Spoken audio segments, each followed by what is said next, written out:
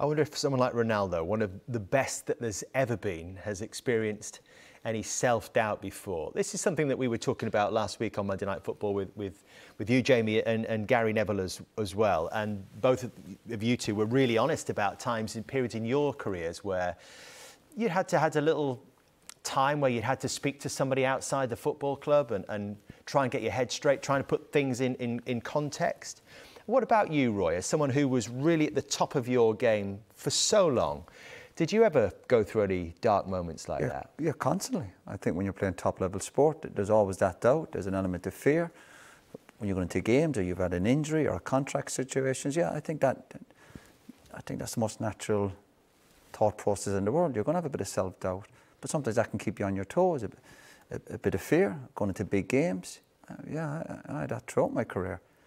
And I think even the likes of Ronaldo, they would have gone through all that.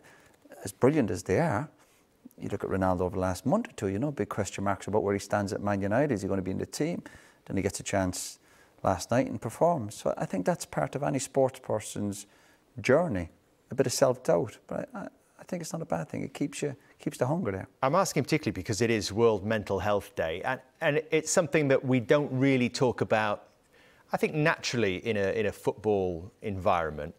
Is it something that you perhaps experience more as a manager than a player?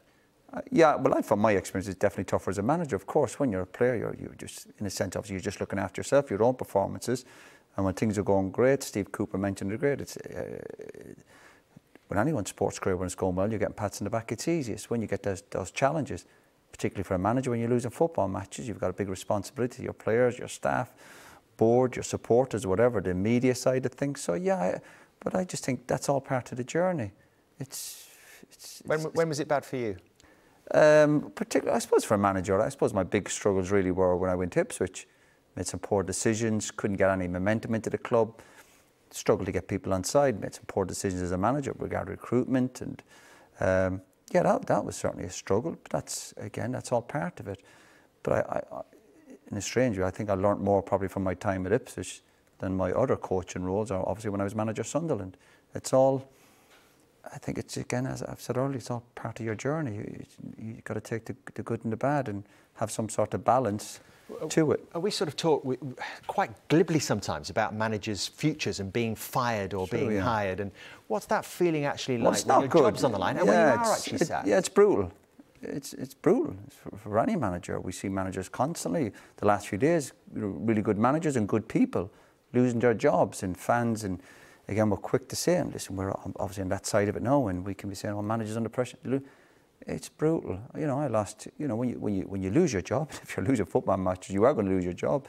Particularly as a manager, I think you do suffer. It's a setback, your confidence, your pride, ego, and your family suffer. And that's what we've got to remind ourselves when we do see managers losing their jobs. And as I said, really good managers recently lost their jobs, good managers and good people. And it's sort of like, oh, well, he deserved that, he didn't.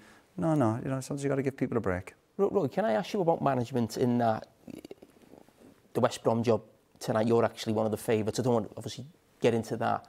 But it still feels to me like you'd like to go into management. Is that right or not? Yeah, I hope so, yeah. I want to keep that door open. What is the... Because it fascinates me then. I'll go back to, I don't know if you ever remember, when we did punditry, the first time I did punditry was with Roy, with you, probably 10 years ago on the European Championships. It was you, Gareth Southgate, myself, and I think Roberto Martinez. So those three had all been managers. You and Gareth were out of jobs at the time. And throughout the trip, you know, you're having a couple of drinks or a meal after the game. The conversation was always obviously around football. And it was always constantly negative stories about management, maybe a player let you down, an agent, not you specifically, everybody within the group. And I was listening because I was at the stage where I was just coming to the end of my career and I was dipping my toe into coaching, getting my badges and doing a bit of punditry. And it just fascinated me the way everyone still wanted to go into management. You still do now. But it feels like a lot of the time you speak to people, a lot of the stories and the feedback comes back as negative. And I'll be totally honest, I mean, I'm not going to get offered a job, it's not my thing, but I don't think there's a job in football, even at the club that I love at Liverpool, that I would leave my role for now, because I actually love my life. I love talking about football. It gives me family time. I don't have to move away from home. What is the real itch to get back in? I think sometimes when I do a lot of the media stuff, I think sometimes that can leave me unfulfilled. I still think I've something to offer as a manager. That's the bottom line. I still think I could do something with a club. Is that to help players, or just is it you know? I think I can help players, and I think I could be a good manager. No, I mean that feeling. The thing I miss as a player is winning. That feeling of like when the whistle. That is definitely something. Oh, well, that's the feeling you miss. Of course, you don't miss the losing. No, is that what yeah, you that's part of the, that's part of the bug. Obviously, you want to go back and you feel you can fix a club, and if you're fixing a club and you win a football matches, and the feel good factor comes back, and you feel. But everyone who goes into a job think they can do that. That's why it's got to be the right job and the right time or whatever it might be. I'm not. You also have to be careful what you wish for. I'm not going to be quick to give up what I'm doing now, because I have a good life and I enjoy what I'm doing. But sometimes I feel there's something in the pit of my stomach that feels I should have another go at it, and that won't go away. Still at weekends on a Saturday, if I'm going to matches, I still have that urge to maybe go back into it.